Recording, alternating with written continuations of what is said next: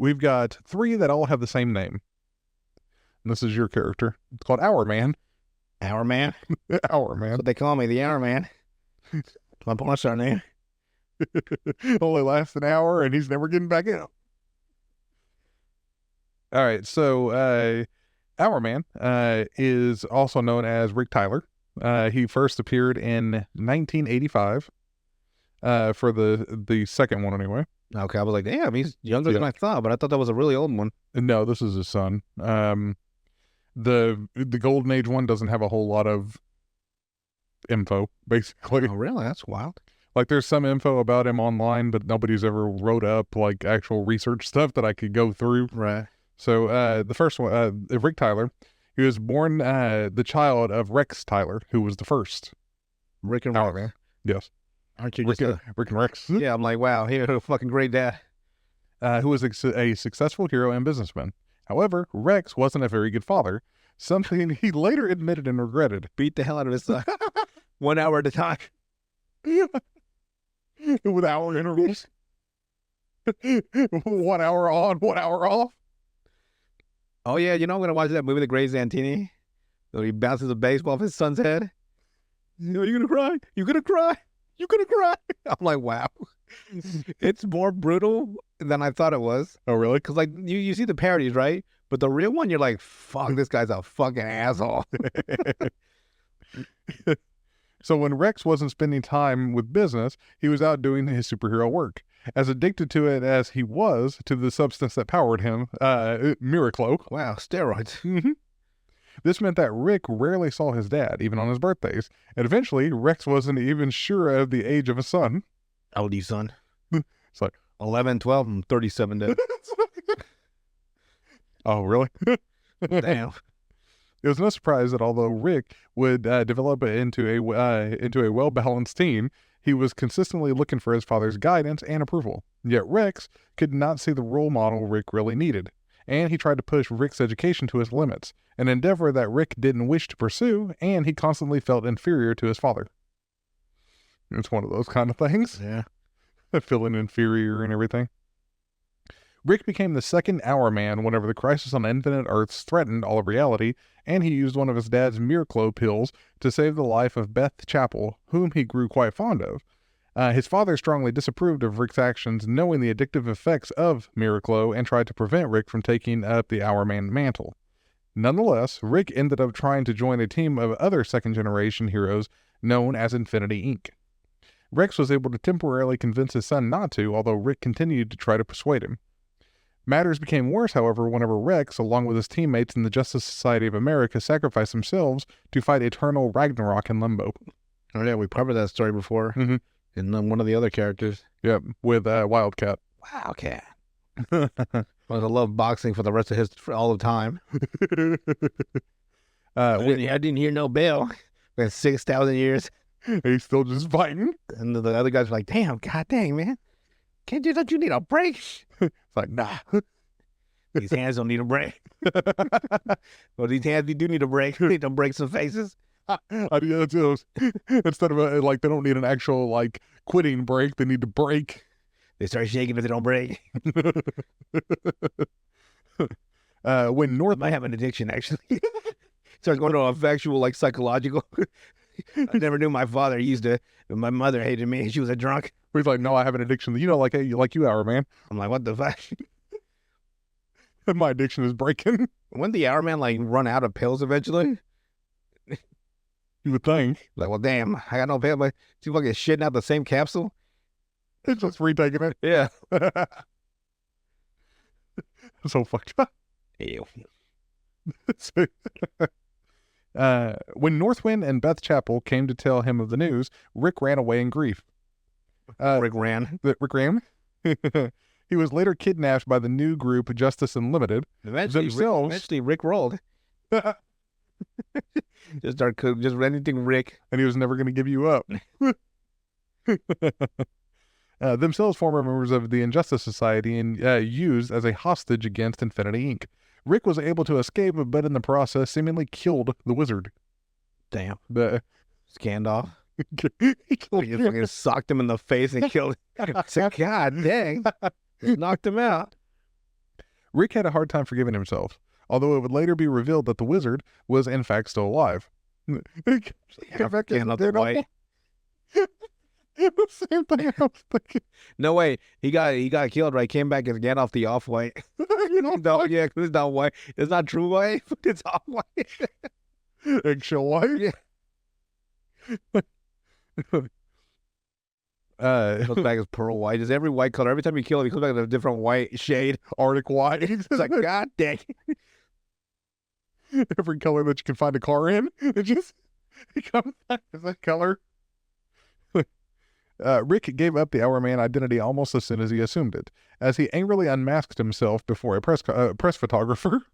Luckily, Lita was able to prevent the photo from being taken and took Rick away, trying to console him. Nonetheless, Rick wore his Hourman outfit another time to attend the court hearing for the villain Mr. Bones, which is Mr. Bones. such a stupid name. Although Rick feared he was just as bad as Bones as well, fearing that the Miraclo pills had simply worked on an already violent urge whenever he killed the wizard. Although, eventually though, Rick returned to becoming Hourman wearing an outfit similar to his father's in honor of him. Shortly afterwards, Infinity Inc. disbanded. Eventually, Rex and the rest of the JSA returned from Limbo, and he and Rick were reunited. In the meantime, Rick had contracted leukemia due to the prolonged exposure to Miraclo. God dang, you think he had like kidney failure or something? No, he got leukemia. How he had leukemia? With the help of Rex's old teammate, Johnny Chambers, aka Johnny Quick, both Rex and Rick learned to tap into their superhuman powers without the use of Miraclo and instead using mind-focusing techniques. So the chemicals were there Yeah, and just dormant? apparently, yeah. Reactivated them? Yeah, where you you could change it by will, basically. It's kind of cool. It's like, now you ain't gotta take that pill no more. It'd be like, all the people that need Viagra, if they just didn't need Viagra anymore. It just had a wheel that cocked this. The pills are, they're dormant. The chemicals are there. You just gotta wake them up. Father and son would only spend a short time together with whenever the villain Extant killed Rex and some of his allies from the Justice Society during the event known as Zero Hour. Tragedy kept on striking. Whenever shortly after his sweetheart, Beth Chapel, as Dr. Midnight 2, was slain by Eclipso. Well, damn. Rick remained retired from the superhero business for a long time, and in that time he met the new android Hourman. The android had been engineered by his time-traveling father from Rex's own DNA. Although Rick intensively disliked the new Hourman, he was saved by the android whenever he transported Rick into the time point, a place where time stands still, so that he would be able to be spared from unidentified alien illnesses. The two would grow closer whenever Rick cured of his cancer and bestowed him 2 gifts. Due to a tachyon-enhanced hourglass, Rick was now able to occasionally see 1 hour into the future, as well as being given an hour with his dad in the time point. The Hourman android had plucked Rex out of the time stream before he was killed fighting Extant, placing him in the time point, an area outside of time, for an hour. Whenever Rick was not in the time point, time stood still, but whenever he entered, he could interact with his father for advice or simple questioning, or conversations. It's actually kind of Fucking depressing for his dad. depressing for his dad. Trapped forever. All I have to see is fucking you. and in 1 hour loops. That would kind of suck for his dad. When the hour and the time point would be up, Rex would be sent back in time, 1 hour just to see the image of my own failure. where he would fight and die. The transportation of the time point would be activated by a button in Rick's Hourman gloves. Now cured of his illness, Rick assumed the mantle of Hourman, adopted a new costume in the process, using a non-addictive form of Miraclo, and joined a makeshift JSA in defeating the Ultra Humanite after he stole Johnny Thunder's Thunderbolt. Rick, taking a brief visit to the time point to get his father's advice on how to defeat the powerful Genie, Rick remained with the JSA after this battle and began growing closer to Jesse Chambers, who was the JSA's business manager and also the superheroine Jessie Quick. So he had a business manager? I know. Like press conferences and They didn't just have Bruce Wayne funding it all like the JLA. they gotta go to events and, Comic-Cons and stuff. fundraisers and whatnot. Rick is still close to his mother and has a strained relationship with his cousin Rebecca, who runs his father's company, Tyler Co. I don't like what do you mean strange relate? Estranged. Oh, estranged. I'm like, Yes. estranged from what? Yeah. Like It's right from all my cousins. We weren't too fine. When the JSA traveled with Hawkman to the Middle East during the Middle East country of Kondak to stop Black Adam, Rick was severely injured by one of the Nemesis swords. Realizing that he would die from the massive blood loss unless he was quickly operated on, Rick saw no choice but to transport himself to the time point where his father was. Rick quickly swapped places with his father, and the time point held Rick and his wounds in stasis. Rex was returned to the regular world and was left with no means of returning to the time point or how he could save his son. So He's gonna sit there. I guess he was a. What if like he took the long way, right? And he had to go back and get his GED. Then he had to apply to community college, and then like a 4-year college, and then he like got up to medical school, and then he saw the surgical stuff. And then he went back like 25 years later, like I'm back, son. I'm a surgeon now. The answer once again came in the form of the android Hourman, who transported Rex and several other JSA members to the time point, amongst them the latest Dr. Midnight, Peter Cross, who was able to save Rick's life. The time used to save Rick also meant that Rex's time was up, and that he would have to return to the fight with Extant, back in time. Rick, however, tried to take his place so that his father could live again. Instead, the android Hourman sacrificed himself so that both Hourmen may live. So the android sacrificed itself. So he got you, bros. Rex retrieved the damaged Hourman's parts and is trying to rebuild him while Rick continues to operate with JSA. While returning in once more to Kondak to face the Spectre, Rick's friend Jacob Thunder tried to trap the Spectre inside of his magical pen, but was instead himself thrown into the fifth dimension. Rick, Mr. Terrific, and Stargirl ventured into the fifth dimension and rescued Jacob from the thralls of Quisp. Wisp. QWSP. Quisp. You know who Quisp is? No. He's one of those fifth dimensional imps, the way Mr. Yeah. Mixie-Spitalik. And Batmite. Yeah. But he's that other like weird looking one, like where he looks like a little he looks like an imp almost. Like an elf kind of. Probably just like the little alien from the Flintstones, the little green alien. Where nobody else could see him. Basically. So, 1 year later, Rick is part of a newly formed Justice Society of America and is married to Jesse Chambers, now going by the name of Liberty Bell. Why does Jesse Chambers sound like a porn star name? Because you're thinking Jesse Jane? No. I guess it's a Chambers. Chambers? Yeah. It just sounds like a whore name. I don't know. It just it rings like a porn star. Now starring Jesse Chambers. 47th Anal Street. Part 17. Of the epilogue of 200? Bang Bus 99. They were responsible for bringing damage into the Justice Society of America, and the trio defeated Captain Nazi. In the Watchmen sequel Doomsday Clock, Hourman appears with the Justice Society after Dr. Manhattan undoes the experiment that erased the Justice Society of America and the Legion of Superheroes. So that's the last time you see him. Damn. So deuces, bro. I gotta retire. Yeah. So, like the original Hourman, Rex Tyler, Rick imbibes the drug Miraclo, granting him super strength, speed, agility, reflexes, and durability for exactly 60 minutes. It's weird that they never tell you it's a suppository. You find that out in panel 9. It's just a scene that you just gloss over. You don't notice it. They don't ever tell you again. He's just like, huh? The nature of Miraclo's effectiveness has changed in explanation over the years. You know, like mini Coke cans? Yeah. Like as big as one of those. They just shove it up there. I guess it probably would go by, you probably make it more, it would like go into system faster, wouldn't it? If you go anally. A suppository? Yeah. Like, Maybe. Like boom. Could be. And he's like, I got powers for 92 hours now instead of 60 minutes. Just take to shove the whole bottle up there. So the explanation has changed over the years, at times being described as a megavitamin, a steroid, a chemical enhancement, metagene enabler, and a placebo, covering the release of metahuman potential. The latter, proposed by Johnny Quick, was generally dismissed by the Tylers. The effectiveness of the Miraclo varies based on the subject's age, physical conditioning, and frequency of use.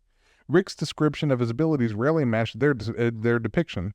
While he described his strength as the combined effort of 5 Olympic-level athletes, he was shown doing considerably more. Just like that one guy that like jumped over the thing and his cock Hit the fucking pole. That's basically Dong. one of the 5 right there. Like, you know what's funny about like characters, right? Like now that I've been reading more like storytelling books, like from like writers and stuff, like Stephen King, and like I started thinking about like how I would take a character that wasn't mine and what I would do with it. Like, so he gets his powers. He takes a pill, and like one of the side effects is addictive, right? Yes. Okay, so I would have to add that. Like if they gave me like a fucking 12-issue run with the Hourman, right? And I would like look at his mythos, and then I would build from that. Look at his family life, his like, you know, his. I have to look at his story, like what's his actual story, and then I can build a plot around that.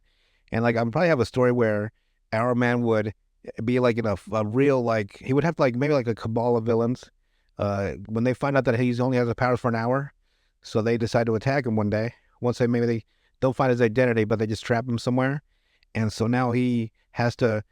He's getting like the minutes keep ticking off in the panel, like, you know, 1 hour, 40 minutes, right? And he's fighting, and he keeps trying to escape, and he keeps fighting, escape, and like, and then he's got no choice, so he's got to take a second pill, right off the back of the first one. So now he's got his powers again. Yeah. But like, you know, now it's like a little strained, but nothing too grievous. But then they keep hitting him again, like, you know, like that Nightfall where Batman kept getting attacked. Yeah. It'd be like that, but like, so then he takes a third pill because now it's been 3 hours. And they just keep hunting him, and they keep like fighting him, and it's like now like 6 hours in, he's 6 pills in. Now he is fucking tweaking. You know what? That's what I would do. Like I would push his character to the limit of what his mythos is, right. and he is just fucking tweaking his boss. Has 6 pills, and he's just fucking ripping. Like he's already killed 2 villains, so now he's really fucking going off. Like that's what I mean. Like you would take it. That's what writers should do. They should take someone else's mythos and see what you can push it to. Because they did that with Batman. They have done that with him already before. You know what I mean? Like Right, like they have like but they haven't done it with a character like Our Man. right, because I just pick like some random like Yeah. it better be a good like writing process or a writing exercise. No one's gonna see it. Just write yourself a 12-issue fucking script, 12-issue script of a character or some random. Learn as much as you can about a Marvel character, a DC character, not a main one, a small one. Learn their entire mythos, their entire storyline, or their entire plots, or not their plots, because you make the plots, their story, core, and then expand from there. Like what they've done in their past, to like what their family ties are and stuff. And then you build your own story from that. That'd be kind of fun. Yeah. Because I would have fucking Arrow Man just fucking blowing a gasket, 6 pills in, 6 hours fighting. Like his fucking like muscles are just fucking like bulging from the pain, right? Yeah. Of consistently being powered. Man, he'd probably be like, I'd probably leave the last issue with him in a wheelchair and just fucking ruin everyone's fucking day. 12 issues in, fucking Arrow Man's in a wheelchair because he overdosed on fucking drugs. No happy ending for you. Go real dark with it. Maybe. He got him like Betty Ford trying to get off of the pills. Oh man. Based on the depictions under its effects, Rick experienced the ability to lift or press 10 tons, run at speeds of 60 miles an hour. Probably wouldn't make him that strong though. So 65. They run at speeds of 65 miles per hour. See, that's I doubt I would add, but the 10 tons is too high. Ability to leap from windows as high as 3 stories. That I'd keep. Reflexes enough to spar with super speedsters. No, I guess I want to keep it almost realistic. And the just scraping. Yeah. The suspension of disbelief. Yeah. And the durability to withstand superhuman blows. Yeah, but not like Superman level. Right, no. Like let's say he gets hit by a bus and he fucking crashes into a fucking coffee shop. He just gets up like he's like, damn, that hurt. Like, yeah. Like his ribs are cracked. Yeah. But he's not fucking dead. Generally, Rick's used a single Miraclo pill for action based on the dosage created by his father. However, the drug is more potent in larger doses. He goes, also, I wouldn't be able to keep making him stronger then. Yeah. If he keeps taking more as he keeps getting jumped. Yeah. So I guess I would have to compound his abilities. So I guess I would take, I guess I would add up to 10 tons where he just punches one of the villains and kills them instantly. Yeah. And see, this is another thing to add to that too. Though it lasts a fraction of the time of a single pill. Oh, so it gets shorter. Yeah. Damn, so I would have some fun with that. Go down to like fucking like 20, like 15 minutes or something. Yeah. During an attack on the android's Hourman, a dual dose lasted Rick only 10 minutes, but enhanced the regular effects of his substantial margin, allowing him to keep up with the android, albeit temporarily. So for them, 2 pills, 10 minutes. I'd have to expand that to more, like 45 minutes. You couldn't cut it down that fast. No, not that. Because then it'd be like 20 pills for 20 seconds. Yeah, he'd be fucking dead. His heart would be fucking pounding. Once the hour time period is over, the drug metabolizes into the user's system.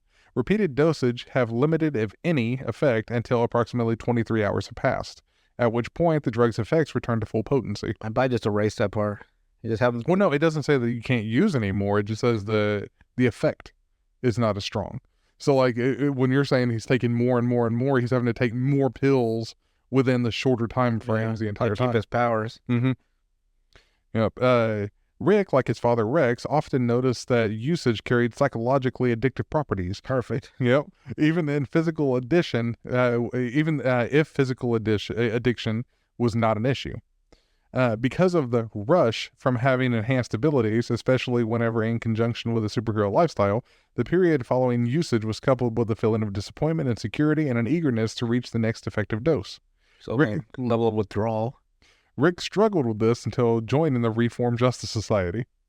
After reconciling with the android Hourman from the future, he was given a special hourglass which caused him to experience random visions of 1 hour in the future. The visions were extremely detailed and gave him information covering approximately 1 hour of time taking place 1 hour in the future. This process was temporarily painful, but granted a strategic advantage and allowed Rick to time his doses more effectively, allowing his hour of power to cover the entirety of the hour of power. I'm gonna keep that too. The hour of power. Hey, baby, you ready for the hour of power? It's like, oh, Rick, please don't be crass. To cover the entirety of the crisis contained in the vision. The hourglass on his chest was once able to take him to limbo, the limbo time point where his father was. Without Miraclo, Hourman is no more powerful than a regular human. He can only use 1 dose of Miraclo per day, as a long-term abuse may prove detrimental for his health. Yeah. So it's not that he doesn't take it because it won't have an effect. It's that gonna fuck his life up. Yes. I'm gonna leave him on life support issue 12. Hourman's Miraclo is dispensed directly into his bloodstream by the hourglass ambulance embedded into his costume's gauntlets. So it's fucking injected? Oh shit, man. Come on now. That's fucking meth. Fucking crack cocaine you're taking. Straight to the fucking veins. Yes. That's how his girlfriend would find his like secret. Like she would think he's taking meth. Yeah. She sees him fucking tying his wrist up or his arm, and she's like, Rick. And he doesn't want her to know his identity, so he just goes along and says he's a heroin addict.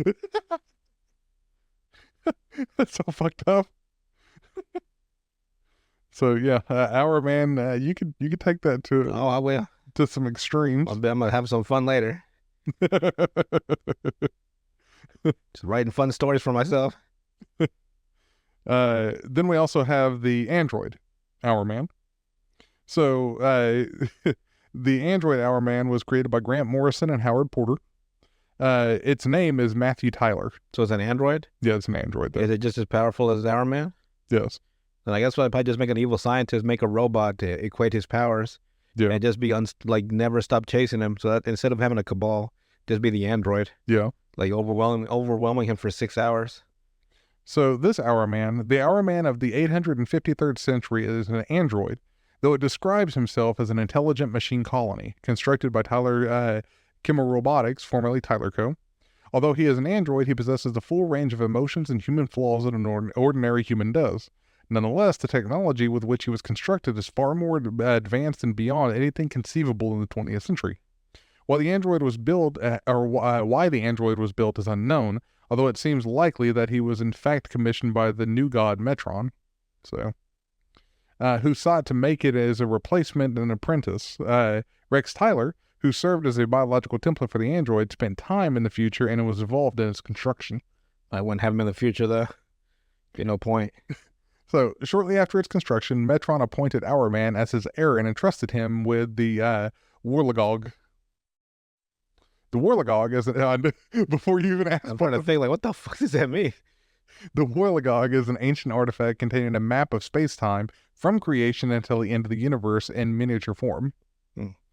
The Warlagog is a in form of a stone. I love the see. Let me in the writer's head. Let me find some because it does not roll off the tongue at all. The Warlagog. The Warlagog. I'm like, bro, come on.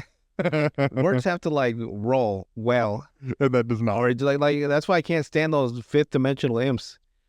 Like Mr. Mixie Spittly. I can't. Batmite's the only one. Batmite's the only one that rolls right.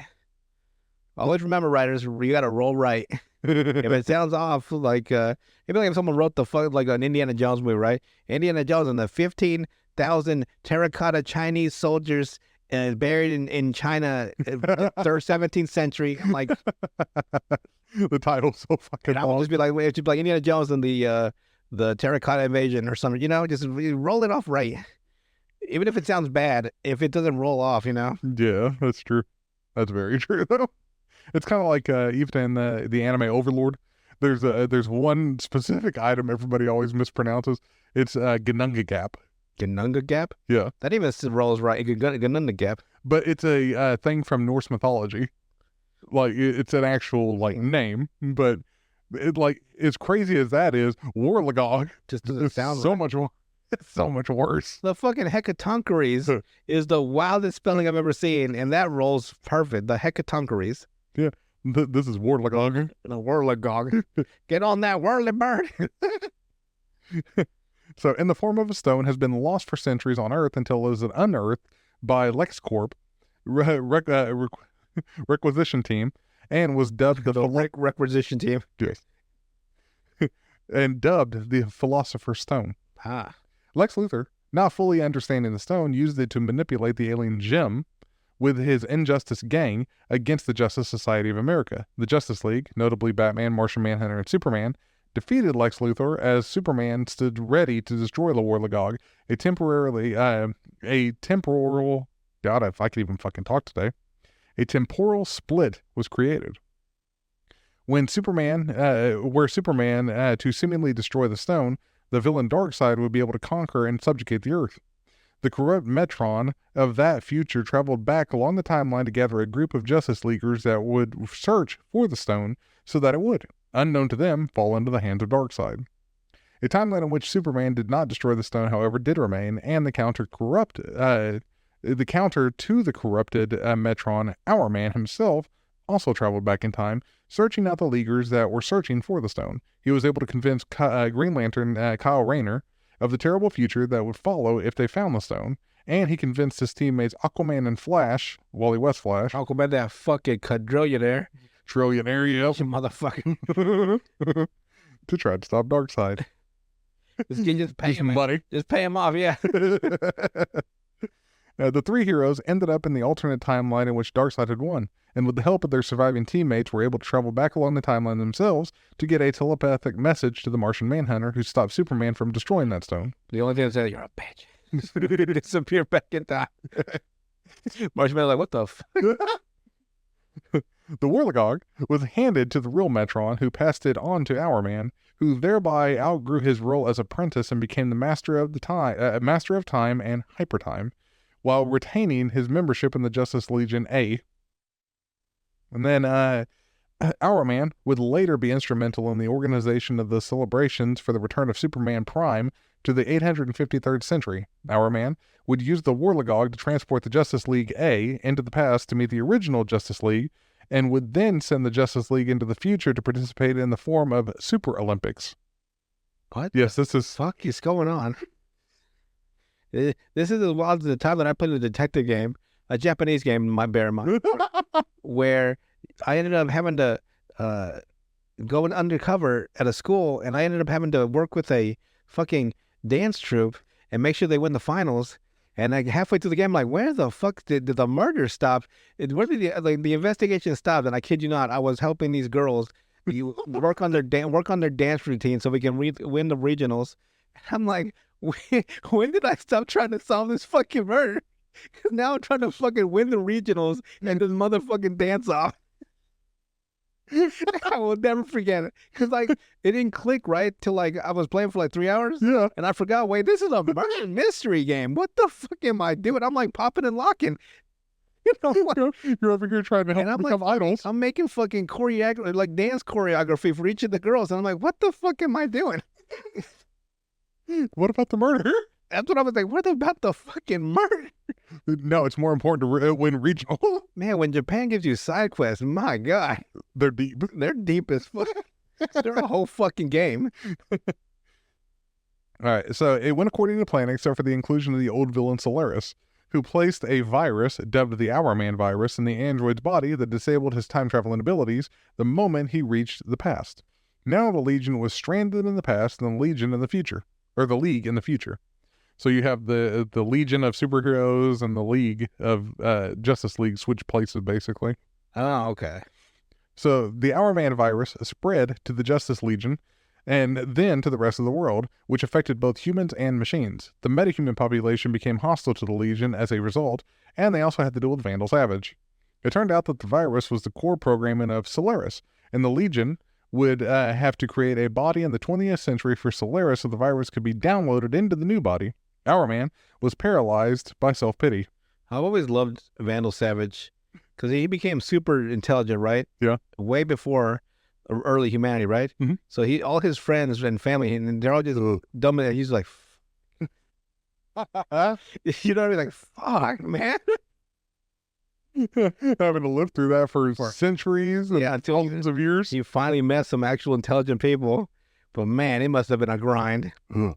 Like he's talking about, like, you know, like the star systems and like philosophy, and they're just like, ooga booga. He's like, It's like, you're the dumbest motherfucker I've ever met in my fucking life. I hate to call you my brother, but here we are. It's you and me. you know, there's people out there that feel that way. It's like, oh.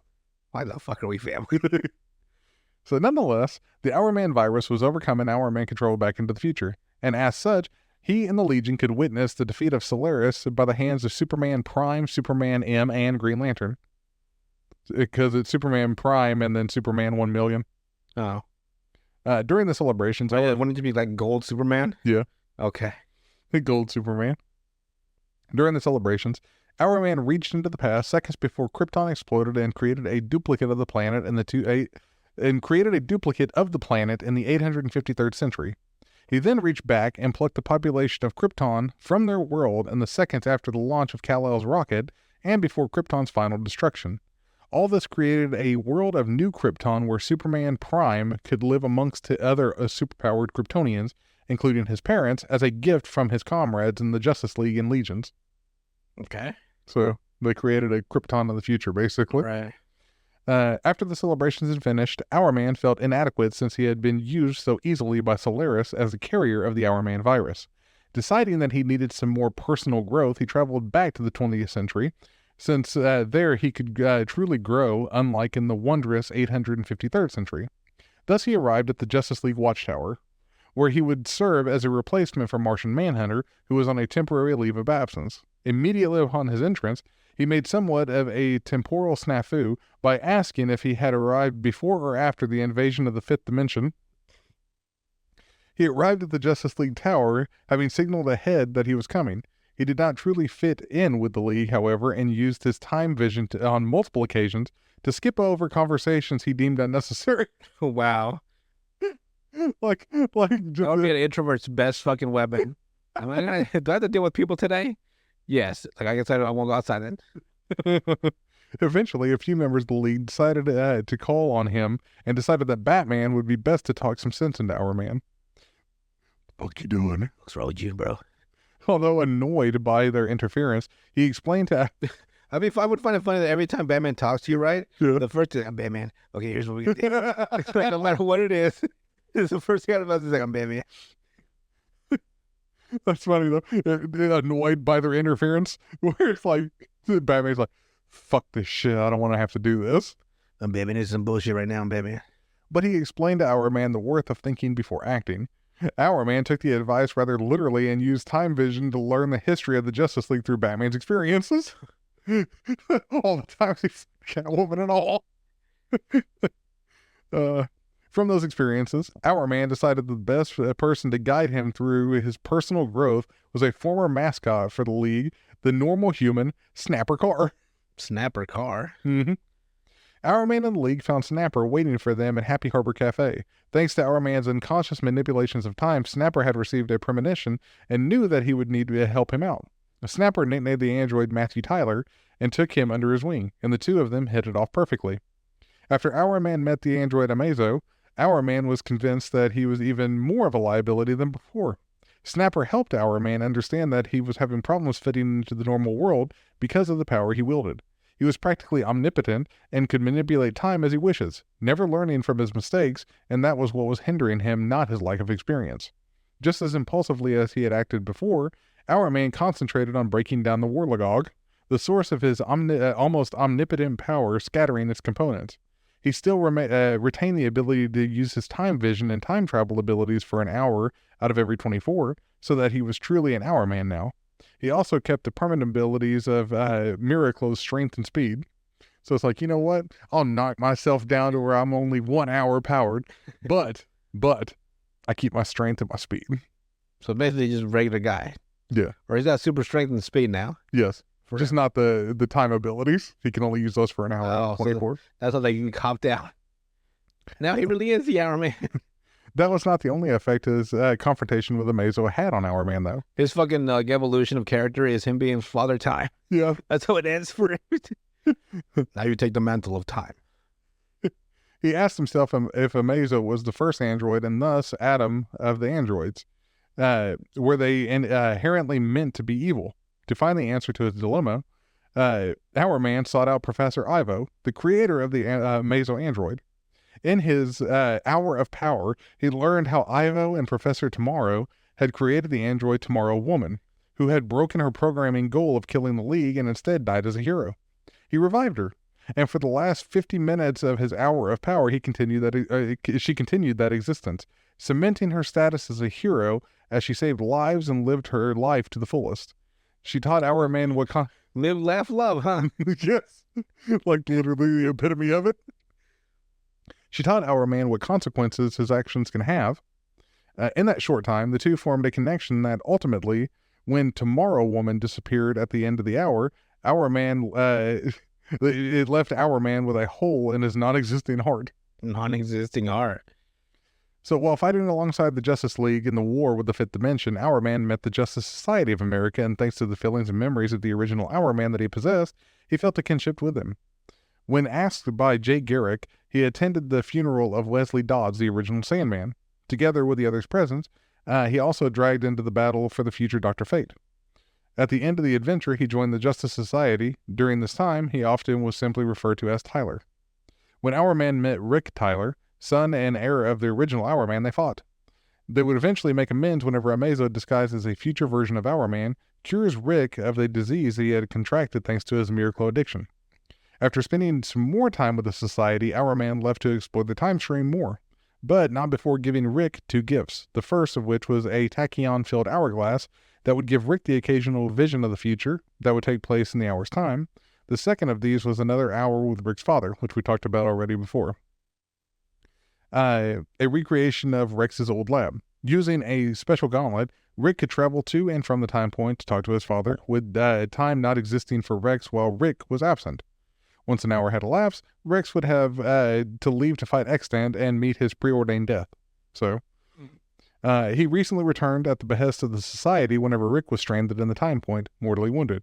Rick was saved, although Rex's hour in the time point was up, and now either Rick or Rex was going to die facing Extant. Instead, Matthew gave his life and took their place, impersonating Rex with a hologram. Oh, that's like, oh, okay, so it's all... This is how the android...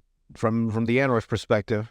Yes. Not Rick's. Yes. Okay. Right? It's like... Yeah, which one's the dad and the son? Leaving them with the hourglass in his chest to allow them to return home. Whenever Rex told Hourman that he was alive as any other of them despite being an android, Hourman replied that he appreciated that more than Rex could ever know, and asked Rex to give his wife his love before he returned to the battle with Extant. His broken pieces were retrieved by Rex, who attempts to rebuild him. And as a short time later, Rip Hunter said during the team-up with the JSA that the android Hourman would be gone for a relative year, indicating he may return. So, You get you get that like hope that he'll come back Right. at the end of it. And then the last part we have with this is in the new golden age, the android Hourman is revealed to be the buyer that wanted to purchase the lost children from a time scavenger called Childminder. This is when we're getting into the newer comic books. So Hourman tells Childminder that his owner will not be pleased with the setbacks that she suffered. He and the Childminder later hear the sonic boom that Boom caused. Boom is the character.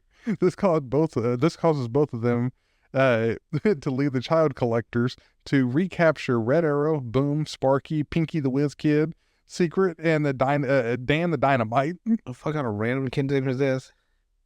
Upon those with Red Arrow, I think Red Arrow is the only one that I would know because he's like Speedy almost. Okay. Meeting up with Stargirl, Airwave, Cherry Bomb, Ladybug, Little Miss Redhead, Quiz Kid, Robbie the Robot Dog, and Salem the Witch Girl. What the fuck is going on? Yes. Everyone but Stargirl is subdued by Hourman as he claims that he is trying to save the lost children from the complete obliteration. It turns out that the Hourman android was working for an adult version of Corky Baxter called Time Master. During Stargirl's fight with Time Master, Boom removes the Hourman's android brain so that she, Quiz Kid, and Robbie the Robot Dog can reprogram it.